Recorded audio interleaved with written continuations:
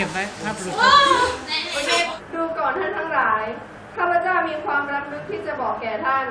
คือว่าเราจะไม่ร่วงหลับหมดทุกคน แต่เราจะถูกเปลี่ยนแปลงใหม่หมดในช่วงขณะเดียวในพริบตาเดียว เมื่อเป่าแต่ครั้งสุดท้าย เพราะว่าจะมีเสียงแต่และคนที่ตายแล้วจะเป็นขึ้นมาปราศจากเน่าเปื่อยแล้วเราทั้งหลายจะถูกเปลี่ยนแปลงใหม่